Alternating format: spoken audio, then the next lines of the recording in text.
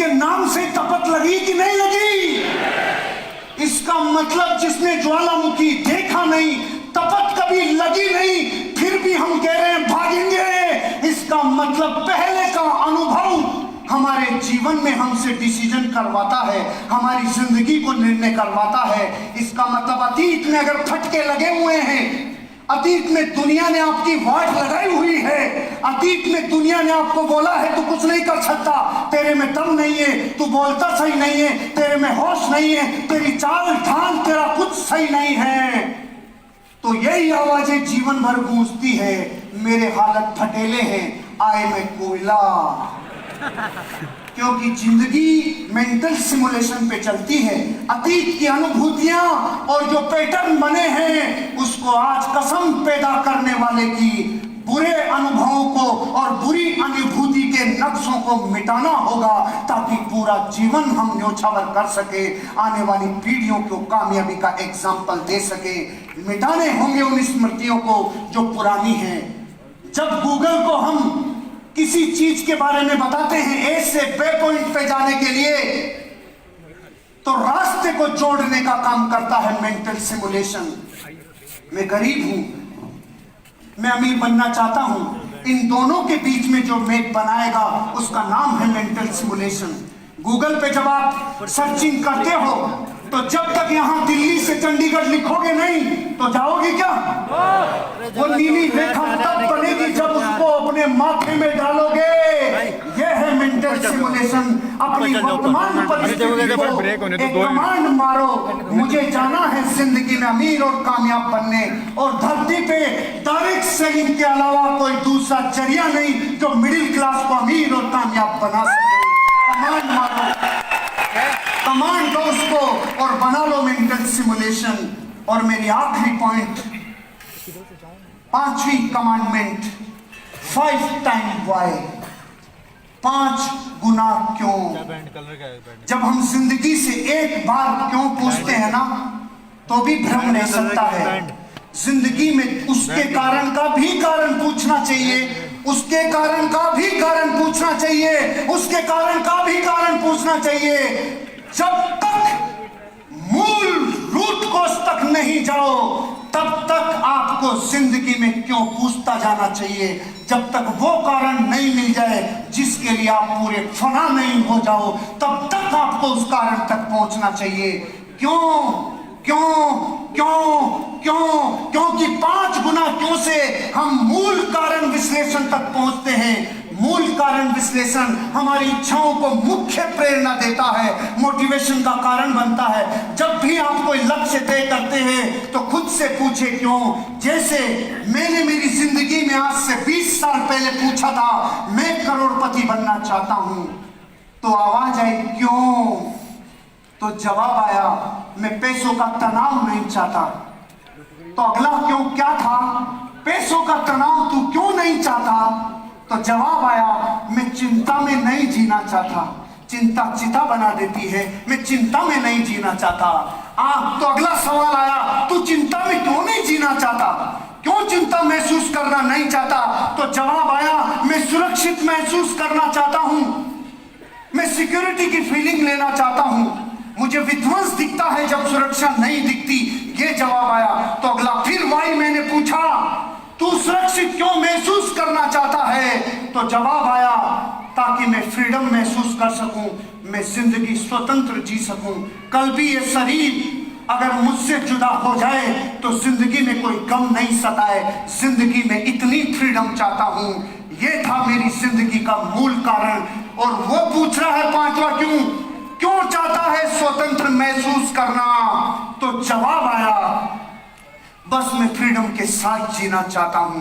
पहुंच गया मैं मेरे रूट कोच पे पहुंच गया मैं वहां पर जहां मैं पूरा अपने आप को न्योछावर कर दूंगा। और ये बात मेरी जिंदगी में मैंने 20 साल पहले सोची थी। और पहला वाई मेरा था मुझे इकोनॉमिक सिक्योरिटी चाहिए। और इकोनॉमिक सिक्योरिटी मुझे कैसे मिलती, क्रिएट पैसिव इनकम। आज मुझे मेरी जिंदगी में 20 साल पहले एक बजाज बॉक्सर पे चलने वाला लड़का जिसने सोचा था मुझे पैसिव इनकम आनी चाहिए, मुझे पैसिव इनकम आनी चाहिए। आज मुझे पर मिनट का 92 रुपया पैसिव इनकम के रूप में आ रहा है। पर minute 92 rupees, every minute 92 rupees. Create passive income. आज से 20 साल पहले जब कुछ नहीं था तब सोचा, मेंटल सिमुलेशन किया तो आया। मैंने वर्षों पहले सोचा था एक बाइक लाऊंगा, 200 किलोमीटर की रफ्तार से चलेगी।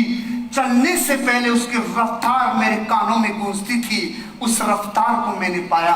वर्षों पहले मैंने सपना देखा था, सर्दी गर्मी बरसात से जुदा रहना चाहता हूं।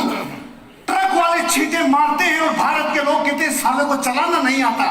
अरे प्रॉब्लम उसकी नहीं है, तू कार ले ले, तू कार ले ले।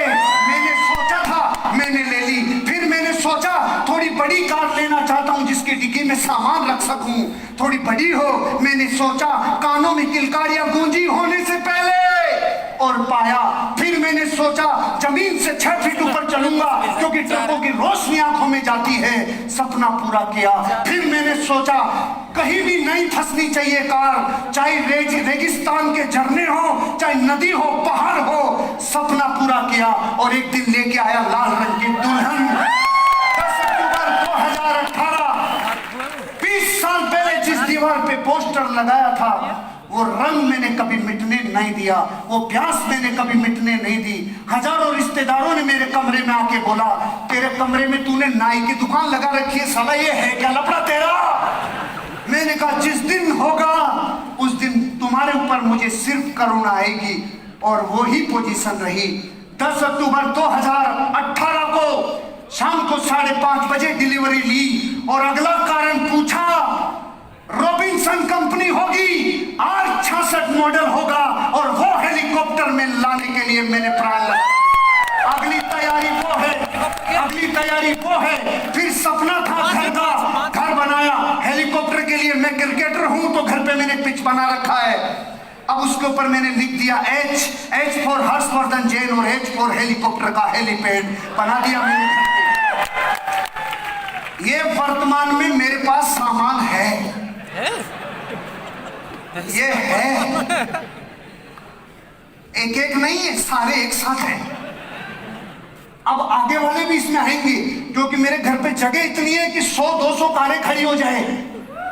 कैसी आदमी खेत में रहता हूं, साला खेत में। फिर मकान का सपना पूरा किया, 3 फ्लैट लेने का सपना पूरा किया। जो सपना देखा, जयपुर के जितने हाईवे गुजरते हैं उनके सारे पॉश इलाकों में ऑफिस खरीदे, और एक जगह ऑफिस, दूसरी जगह ऑफिस, तीसरी जगह ऑफिस। और फिर मेरे दादाजी बचपन में बोलते थे बेटा तू कलेक्टर बनेगा। मैंने कहा कलेक्टर बनूं या नहीं बनूं, बैठूंगा कलेक्टर के बगल में। अब कलेक्ट्रेट में बगल में बैठने लग गया, वहां भी ऑफिस परचेज कर लिया। जिंदगी में जितना सोना सपना देखा था उससे ज्यादा सोना ले लिया। ये थोड़ा सेंसिटिव है इसलिए बताऊंगा नहीं कितना ले लिया। लेकिन एक बात सुन लो, क्या जिंदगी में आप भी सोना चाहते हो? सोना छोड़ना पड़ेगा। अगर चाहते हो सोना तो छोड़ना पड़ेगा सोना। चाहते हो सोना, छोड़ना पड़ेगा सोना। मेरी जिंदगी का दूसरा वर्ड बिग थिंकिंग। मैंने बड़ी सोच पैदा कर लूं ऐसा सपना देखा था, और आज मैं 20 साल बाद गर्व से कह रहा हूं दुनिया का हर उद्योगपति, दुनिया का हर बड़ा सेलिब्रिटी तरसता है रात दिन कि हमारे बच्चों की सोच बड़ी हो जाए। और मां कसम इस स्टेज से छोटी मुंह बड़ी बात कह रहा हूं, आने वाले 5 साल में पूरी दुनिया अपने बच्चों की सोच अगर बड़ी करवाने के लिए भेजेगी तो सिर्फ यही इंडस्ट्री है, यही इंडस्ट्री है सोच बड़ी होगी, और दुनिया में कोई जगह नहीं। यही इंडस्ट्री है जहां एक बच्चा जन्म से अपनी जिंदगी में ठोकरें खा के अपनी जिंदगी को असलियत में जीता है, कविताओं में नहीं, फैक्ट को देखते हुए जीता है, बड़ी सोच बनाता है ये इंडस्ट्री। नाराज हो गया भैया? फास्ट, मेरे पास 2 ही मिनट बची है। एक ही तो होगा ना, ये भी कौन सा, ये भी रोग ही तो है। बेटर फिजिकल हेल्थ चाहता है हर इंसान। दुनिया में एक इंडस्ट्री है जहां पे आदमी फिजिकली फिट रहता है।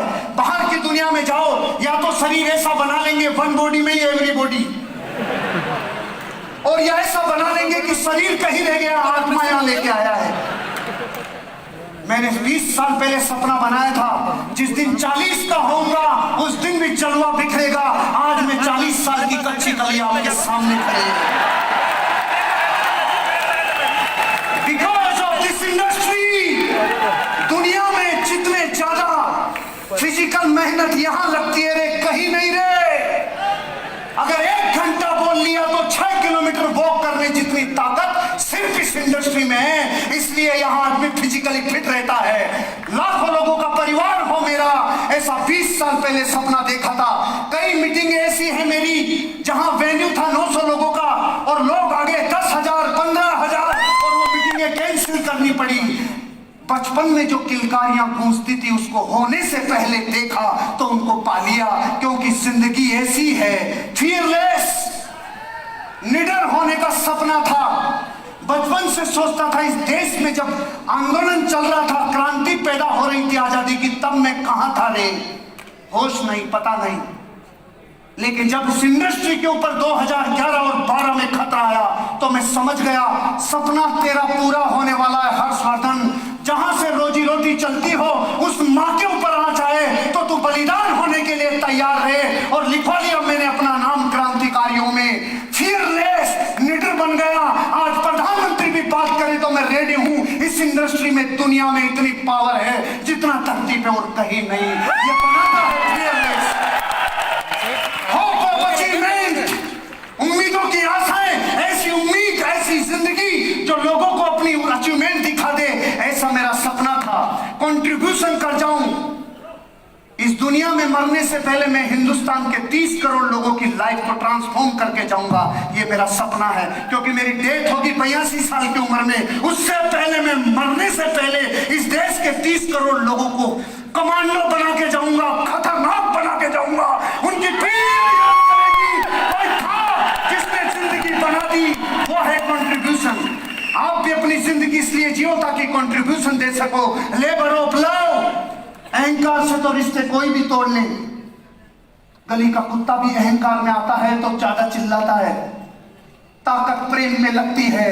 प्रेम से माफी मांग के रिश्ते निभाए जाएं। धरती पे एकमात्र इंडस्ट्री है जहां ये सिखाया जाता है, labour of love. Open mind रहूंगा जीवन भर, ये सपना देखा था।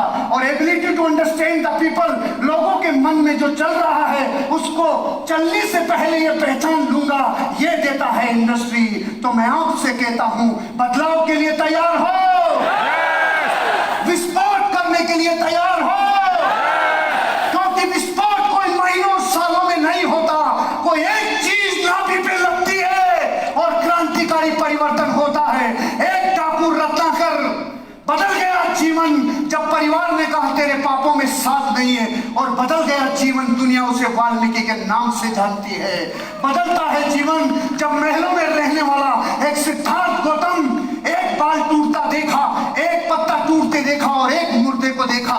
बदल गया जीवन और दुनिया ज्ञान का स्वामी उसे गौतम बुद्धा के नाम से जानती है। बदलता है जीवन जब एक पत्नी का गुलाम आदमी सांप को रस्सी समझ के चढ़ गया है, लेकिन बदल गया जीवन। दुनिया उसे डिसिप्लिन का गॉड तुलसीदास के नाम से जानने लग गई।